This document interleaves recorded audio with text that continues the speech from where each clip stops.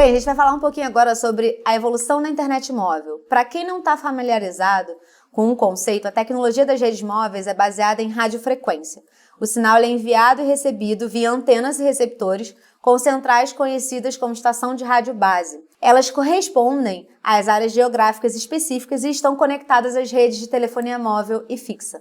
Na prática, o que acontece é que, dependendo da área que você está e da potência do sinal, os celulares e computadores conseguem captar uma ou outra rede. Para nomear essas redes foi usado o G, que remete a uma palavra de geração, e o número indicado a versão. Começando pelo 1G, que é o início da jornada, foi criado em 1980, é a primeira geração da internet móvel e ele marcou o começo da mobilidade da comunicação e da evolução. Na época, a tecnologia que era analógica tinha como missão viabilizar chamadas de voz por meio de aparelhos sem fio. No Brasil, o padrão adotado para o 1G foi o Sistema Avançado de Telefonia Móvel, ou AMPS. O modelo tinha sido implementado a princípio nos Estados Unidos e seu uso ficou mais restrito às nações desenvolvidas. Se em retrospecto essa inovação parece limitada naquele momento, ele revolucionou a forma de trabalhar. Para os profissionais que precisavam sair do ambiente empresarial com força de vendas, a novidade permitia agilizar os pedidos e melhorava a comunicação com a equipe e cliente. Vale dizer também, uma ressalva, de que no início essa tecnologia era cara e usada majoritariamente para ligações locais e rápidas.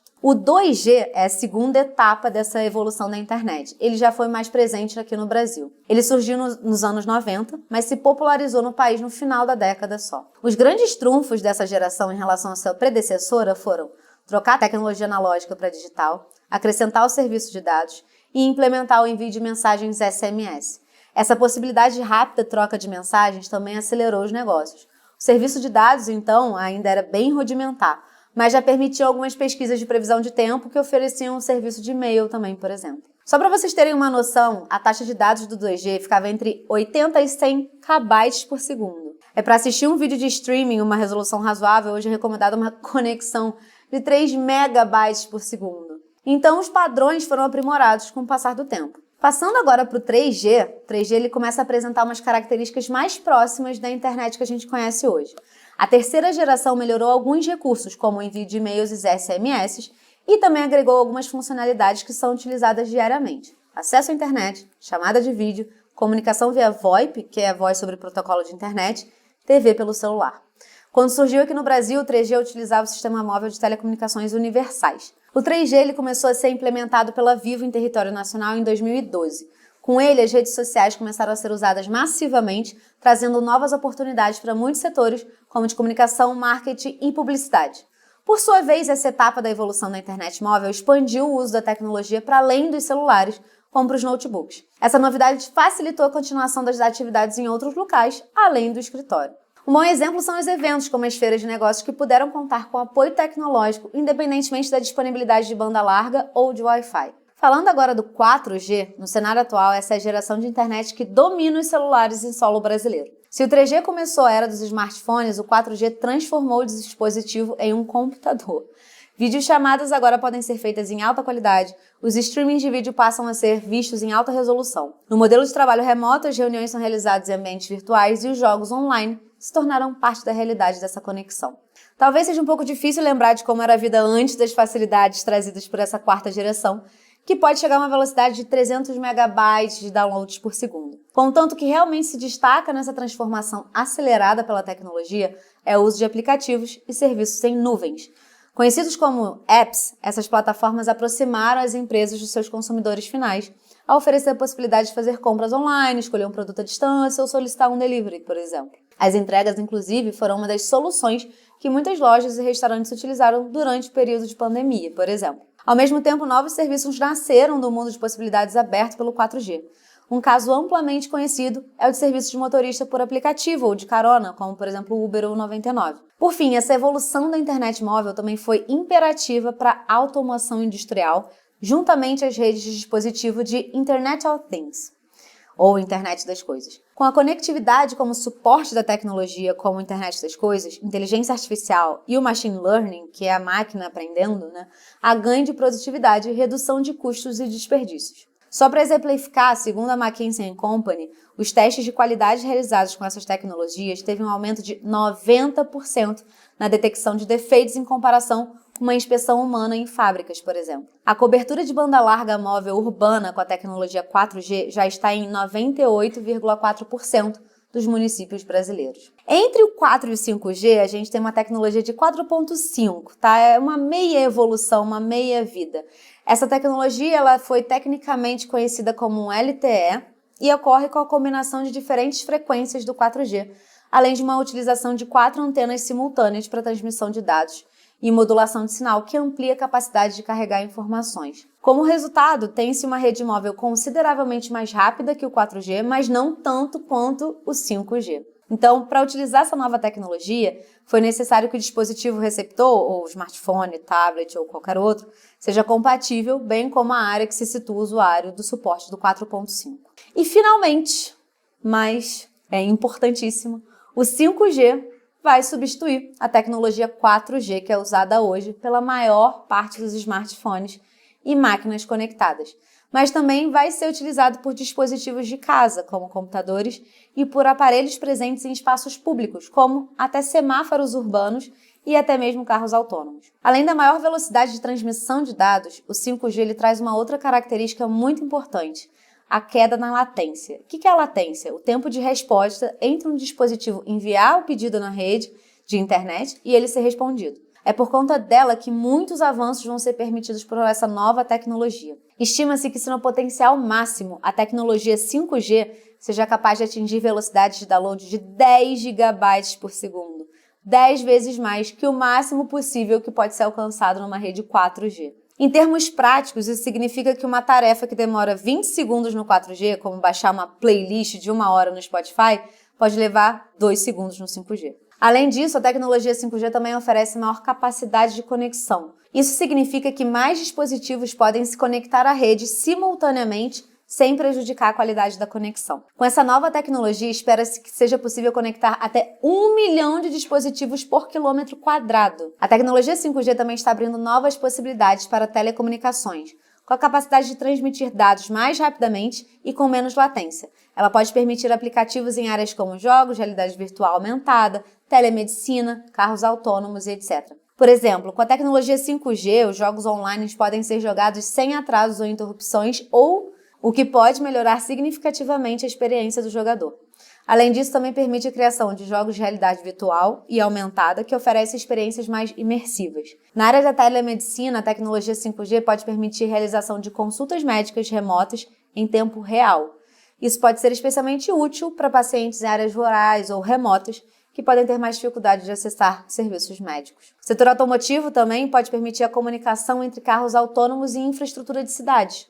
Isso pode melhorar a segurança nas estradas e permitir que os carros autônomos tomem decisões mais precisas e informadas. Outro exemplo também pode ser a criação de fábricas inteligentes, nas quais as máquinas seriam capazes de se comunicar em tempo real, permitindo que a produção fosse ajustada com maior eficiência e que as máquinas fossem mantidas de forma mais proativa. Outra possibilidade é a criação de novos serviços baseados em localização, que iam se beneficiar da rapidez e precisão dos dados transmitidos pelo 5G. Por exemplo, aplicativos de navegação podem fornecer instruções em tempo real e precisas para o motorista. Por fim, a tecnologia 5G também poderia possibilitar novos serviços de streaming de vídeo de alta qualidade em tempo real, o que seria particularmente útil para transmissões ao vivo de eventos esportivos, por exemplo. A Anatel tem um novo mapa atualizado com a oferta de 5G no país. Os dados mostram onde cada uma das operadoras já adicionou antenas para que a nova tecnologia esteja disponível. E no total, somente 151 cidades brasileiras já contam efetivamente com 5G em funcionamento. Por enquanto, Claro, Vivo e TIM começaram a oferecer o serviço nas 27 capitais, alvo das primeiras metas do cronograma estipulado no leilão do 5G. Além das capitais, a Vivo avançou o cronograma em outras 75 cidades, a Claro em 69 e a TIM em 42. Já a Algar instalou 5G em Franca e São Paulo, Uberaba e Uberlândia, em Minas. Na soma, são 270 cidades. Mas essa conta inclui 92 cidades, além das 27 capitais, com oferta por mais de uma das operadoras. Apesar do número parecer bem pequeno, na prática, as telemóveis já anteciparam metas previstas para 2026, seja pela cobertura das cidades com mais de 500 mil habitantes, prevista para meados de 2025, como quase todas aquelas com mais de 200 mil habitantes, meta de julho de 2026. Apesar das vantagens oferecidas pela tecnologia 5G, ainda existem vários obstáculos que têm que ser superados. Um deles diz respeito ao alto custo envolvendo a implantação dos novos equipamentos, tais como antenas e equipamentos de rede. Além disso, a utilização da nova tecnologia requer aquisição de licenças para o uso de frequências específicas, o que pode resultar em custos adicionais elevados. A regulamentação e padronização em todo o mundo também podem ser uma barreira. Outro desafio enfrentado pela essa nova tecnologia diz respeito à sua limitada cobertura geográfica. Apesar de oferecer conexões super, ultra rápidas, a tecnologia possui limitações quanto à capacidade de alcance. Isso ocorre porque a frequência utilizada pela tecnologia 5G é mais alta, o que implica num menor alcance em relação à tecnologia 4G. Por isso é necessário o uso de um maior número de torres de celular para garantir a cobertura em determinada área. Por fim, a interoperabilidade entre tecnologias mais antigas é outra questão que vai ser enfrentada por essa tecnologia 5G. Ainda existem dispositivos que utilizam 3G, 4G e a 5G pode ter dificuldades de se comunicar com esses dispositivos, o que pode limitar a utilização dessa tecnologia em certas circunstâncias. Outra coisa que é importante a gente falar é a internet 5G ela ainda está em implementação no Brasil, mas o 6G já está passando por um veloz desenvolvimento e pode chegar até 2030. O 5G ele promete velocidade de download de 100 MB por segundo, mas seu foco não é voltado para agilizar as conexões de celular, para que você possa assistir filmes completos por streaming em qualquer lugar. A maior largura da banda está sendo preparada para suportar a demanda de internet das coisas. A cada ano, bilhões de novos dispositivos inteligentes estão sendo conectados. Os 6G trariam uma largura de banda ainda maior para lidar com essa evolução natural do cenário, que seriam as cidades inteligentes. A ideia para o 6G é mirar uma velocidade de conexão de 1 terabyte por segundo, operando no espectro de frequência de 1 terahertz, algo que ainda não é possível, tá, gente? Para isso, alguns fabricantes, operadoras e agências de telecomunicação vão ter que fazer investimentos em novas tecnologias para processadores, componentes, fornecedores de energia, antenas e etc. Fora que toda essa infraestrutura tem que ser readequada para receber o 6G.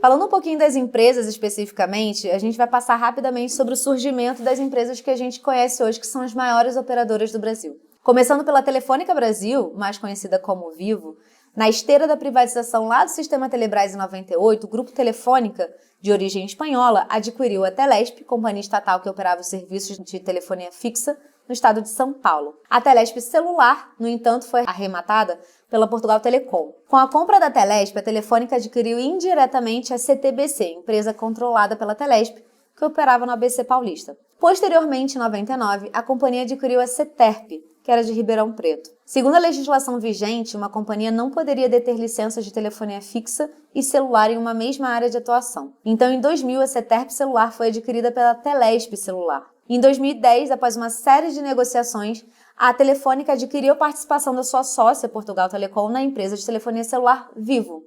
A participação adquirida foi de 30%, por 9,75 bilhões de dólares. A operação foi justificada pelo interesse da Portugal Telecom na época na fusão com a operadora brasileira Oi. Em 2011, foi aprovada a incorporação da subsidiária Vivo, unificando todas as operações no Brasil.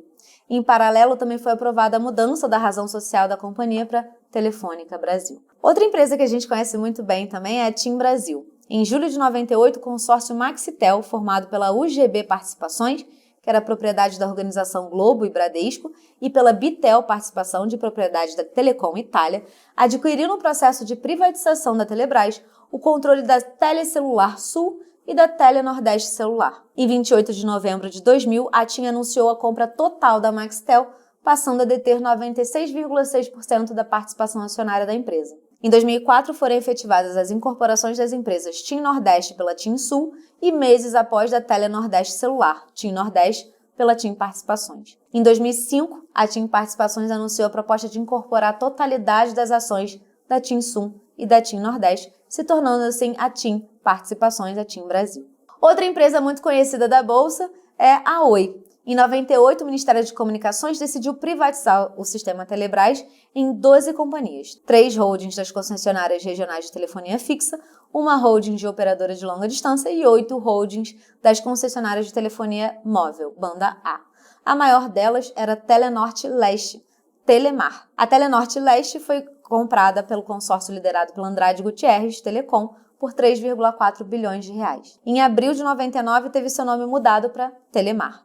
Em março de 2002, foi criada a divisão da telefonia móvel da Telemar, com o nome de Oi. Em 2007, unificou todos os seus serviços em uma só marca, abolindo assim a marca Telemar e virando só Oi. E finalmente, dentre as grandes operadoras, a gente tem a Claro Brasil. Ela não é aberta em bolsa, mas é uma das grandes operadoras aqui do país. Em setembro de 2003, a Telecom Américas, o grupo controlado pela mexicana América Móvel, resolveu unificar suas 6 operadoras de telefonia móvel regionais no Brasil. A Americel, Centro-Oeste, Acre e Rondônia, ATL, que ficava no Rio de Janeiro e Espírito Santo, BCB Nordeste, Pernambuco, Alagoas, Ceará, Paraíba, Piauí, Rio Grande do Norte e a BCP São Paulo, área metropolitana de São Paulo. A Claro Digital era Rio Grande do Sul e a TES, interior e litoral do estado de São Paulo. E em 2006, a América Móvel passou a adotar a marca Claro em outros países da América Latina, consolidando todas essas empresas sob um novo nome. Recentemente, a gente tem visto também, além das empresas que são consideradas de grande porte no universo brasileiro de telecomunicações, a existência de algumas de menor porte, principalmente no subsetor de banda larga fixa. Na nossa bolsa, a gente encontra algumas delas, que são chamadas de Internet Service Provider, ou ISPs. A gente tem 3, basicamente: BrisaNet, Desktop e Unifique. Todas elas fizeram um IPO em junho e julho, mais ou menos, ali de 2021. Na próxima aula, a gente vai falar sobre como está o status do setor atualmente.